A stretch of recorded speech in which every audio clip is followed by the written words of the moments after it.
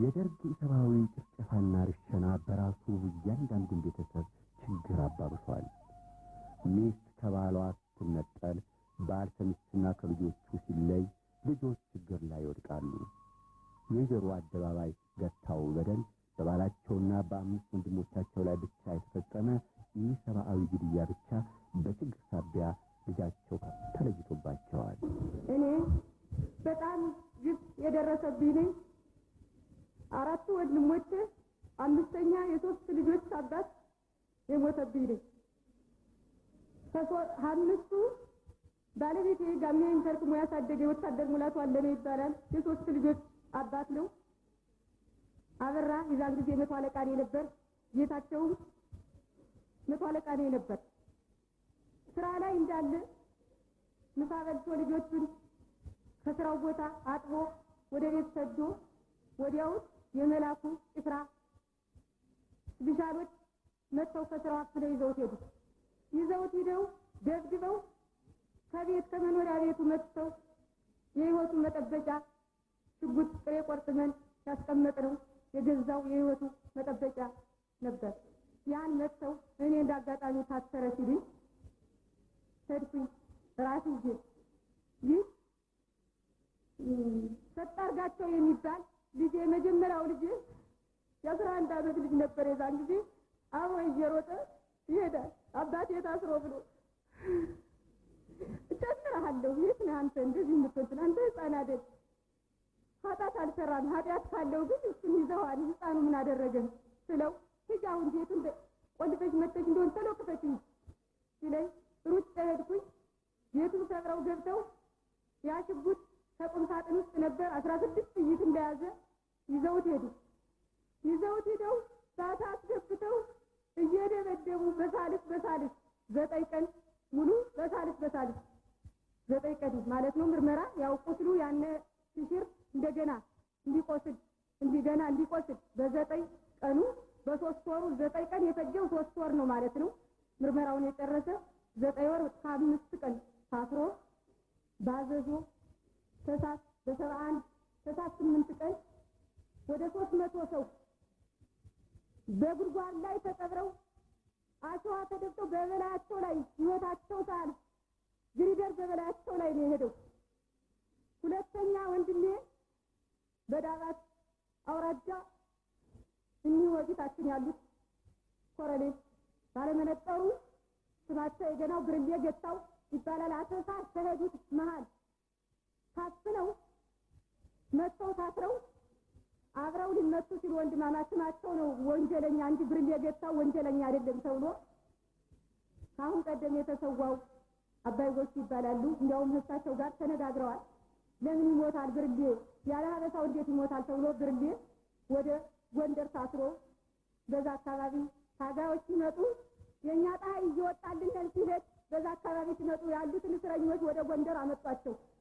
3 ዓመት ሙሉ ታስሮ ለሱ ጥይት አያስፈልግም በማለት በለማል ሞገደል ብርሌ ገታውና አማረ ታደገ የሚባል ያብጎት ልጅ ገደል ገብተዋል።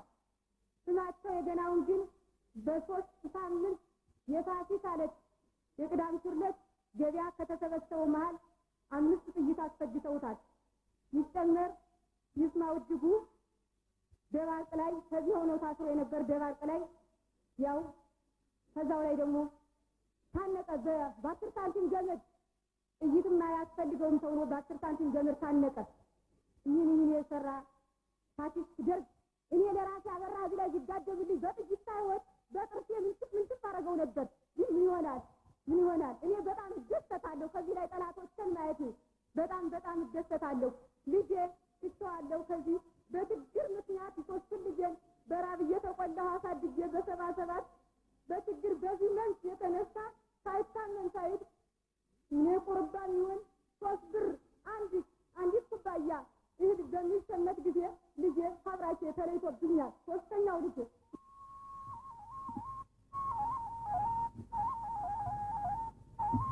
ነጋ ጌጤ ይባላሉ። በጎንደር የመድኃኒት ቤት ባለቤት ናቸው። አባታቸው ከዚህ ዓለም በሞት እንደተለዩ እንደ ታላቅ ወንድም ቤተሰብ የማስተዳደር ኃላፊነት ወደቀባቸው። በሰባዎቹ መጀመሪያ አካባቢ የመጨረሻ ወንድማቸው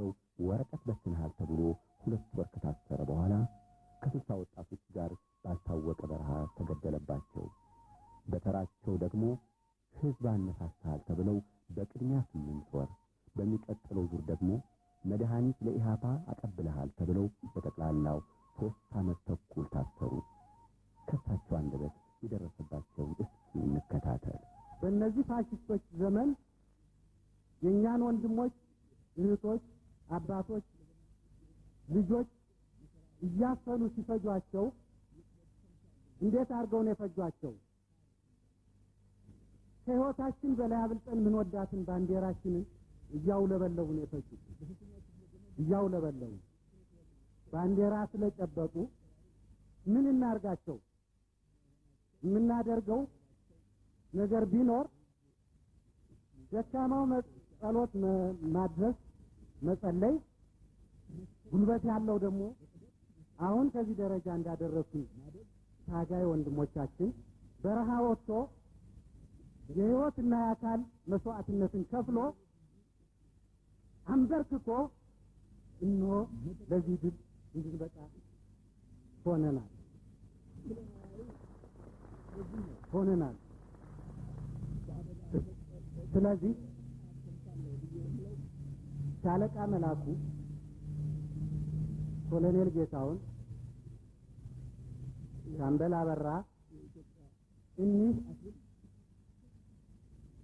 ሰዎች በእውነቱ በዚህ ከተማ በዚህ ክፍለ ሀገር ምን ያህል ግፍ እንደሰሩ በዚህ ሰዓትና በዚህ መድረክ ተናግሮ መጨረስ አይቻልም። ከታላቅ እህቴ ባል ከቄስ ባህሩ በላይ ጋር ከታዲዮስ ሲራክ ካበልጀ ጋር ሆነን ስንሄድ ሶስታችንም በጅሎ ሲመቱን አይምሯችን ስተን ወደቅን። በያዙት መኪና አንስተው ወስደው ወህኒ ቤት ጣሉን።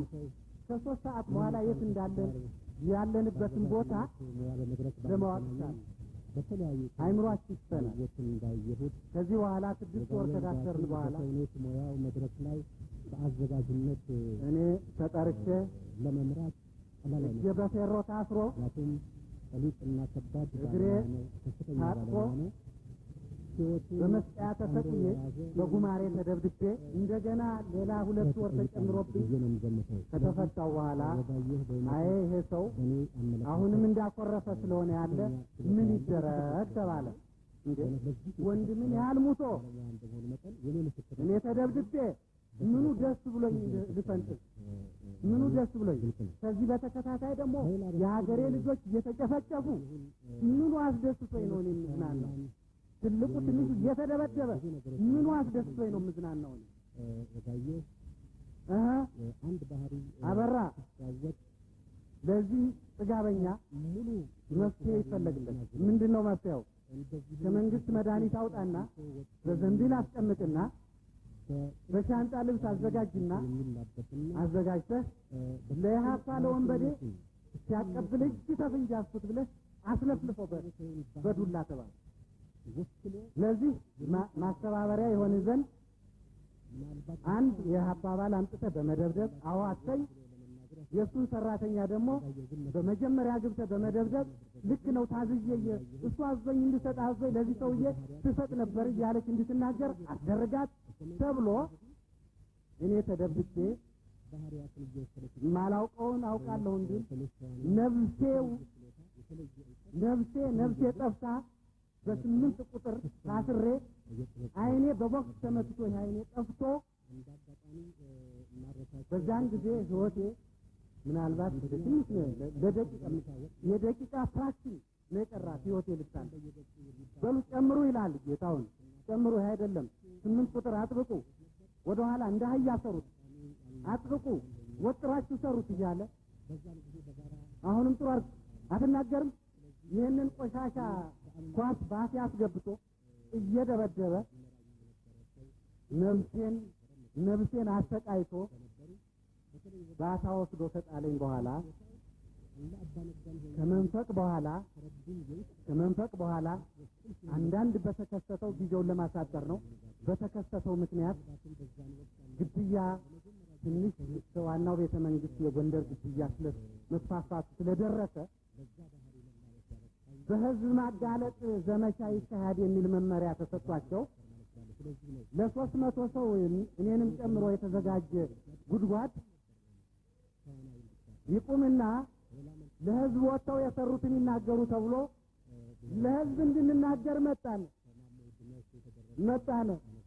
እኔ ነገሩ አልገባኝም በእውነት ያን ቀን ስደበደቡ አልኩ እንጂ ስለ ክሱ የሰጠሁት ቃል የማውቀውም ነገር የለም። እንደው ውጭ ነፍስ ግቢ ነፍስ ከመሰቃየት በስተቀር። ይህ በዚህ እንዳለ አቶ ነጋን ጥሩት ይህን መድኃኒት እና ልብስ፣ ቀሚስ፣ መቀነት በሻንጣ ያለ ለኢህአፓ ሲያቀብል እጅ ተፍንጅ ያዝነውን የጎንደር ከተማ ህዝብ ይህን ጸረ ህዝብ እንድታዩት አቅርበነዋል ተባለ። የምታውቁትን ነው ወገኖች የምናገረው፣ ማስረዳችሁ የምታውቁትን ነገር በመሆኑ ነው። ለእነዚህ እንግዶቻችን አዲስ ስለሆነ ለእነሱ ለማስረዳት እንጂ ህዝቡ የሚያውቀው ነው። የኔም በደል ያውቀዋል። አቅርቡት ተባለ። በእውነቱ አዘንኩ። እኔ በዚያ ሰዓት ይህንን ፍላጎታቸውን ባላሟላ እንደ ወንድሜ እንደ አምባዬ ድምፁ ከፋርማሲ በራፍ ላይ ልዘረዘር ወይም ልዘረር ነበር። ስለዚህ ቀደም ሲል በተሰጠኝ አንዳንድ ምክር ለውሸት ጥያቄ መልሱ ውሸት ነውና፣ አዎ እችን ልጅን እንድትሰጥ አዝዣት አለው። ይህንንም መድኃኒት እያወጣው ገንዘቤ ነው ለኢህአፓ ሰጥቻለሁ ብዬ በራሴ ላይ የሐሰት ምስክር መስክሬ 3 ዓመት ተኩሌን ወደቅኩኝ እዚያ እስር ቤት።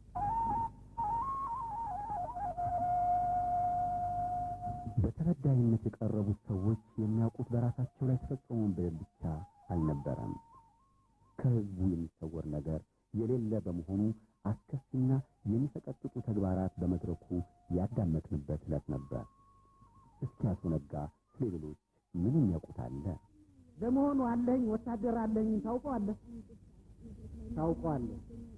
አሰብ ይኖር ነበር። አገሬን ልግባ ብሎ መጣ። የሬዲዮ መገናኛ ሰራተኛ ነው። እጮኛው ሰብለ አለነ ነው። ከእጁ ቀምተህ እሱን ገለህ አላገባሃትም፣ በቤሎ አላገባሃትም። አሁን ወስላታ አላገባሃትም። ሌላው ማናውቅብህ መሰለህ? አልገደልከውም ደብድበህ። የውሻ መርዝ ያለበት ኪኒን ውጦ ነው የሞተ አለ። ተጨማሪ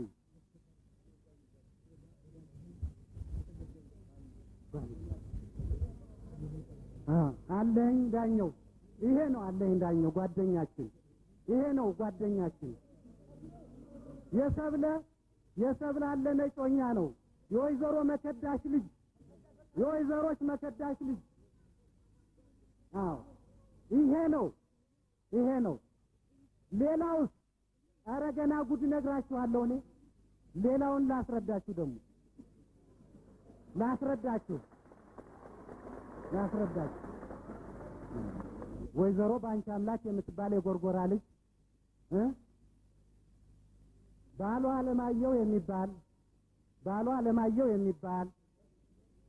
አለማየሁ የሚባል የላቦራቶሪ ቴክኒሻን እሷን ውሽምነት ይዞ በሚዝናናበት ጊዜ አለማየሁ ሸሽቶ አሁን ቀይ መስቀል ይገኛል። ከልጅቷ ጋር በውሽምነት ከኖረ በኋላ አለማየሁ እኔ ክቡር ሕይወቴንን ከመሬት በታች አላሳልፍም ለአንዲት ሴት ብዬ፣ ይቺ ሴትም ከአቅም በላይ በሆነ ተረትታለች፣ ስለዚህ ጊዜ እስከሚመልሰው እኔ ከሚስቴ ሸሽቼ እኖራለሁ ብሎ አሁን ምስክር ነው ራሱ አለ። ለመሆኑ መምህር አስማማውን ታውቀዋለህ?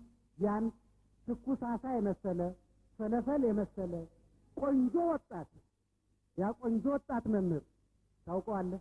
በየነች በለው የምትባለውን ሚስቱን ለመቀማት ስትል ደብድበህ አልገደልከው?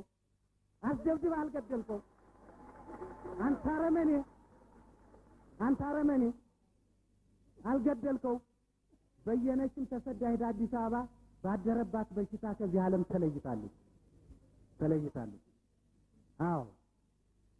ኧረ ለመሆኑ ታከለ አሰፋ ምን ሰርቶ ነው? ምን አድርጎ ነው 20 ዓመት ሙሉ በአዲስ አበባ ከኖረ በኋላ አገሬን ልግባ ብሎ ሲመጣ ከጓደኞች ጋር ተመሳጥረህ አስወጥተህ ደብድበህ ሕይወቱን አላሳለፍከው? በአንተ ትእዛዝ አልገደልከው? ታከለ አሰፋን ገለኸዋል። እናውቃለን፣ እናውቀዋለን። ወገኖች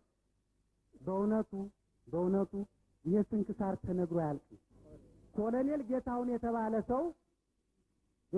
ሰው ይህን ሁሉ ንጹህ ወጣት እያስገባ ደብድቦ በ6 አይነት የመደብደቢያ ስልቶቹ አሰቃይቶ የሞት ፍርድ ፈርዶ ለመላኩ የሚሰጥ ፈራጅ ዳኛ ይሄ ነው። ዋናው ፈራጁ ይሄ ነው። ፈራጁ ይሄ ነው። ፈራጅ ተነስ፣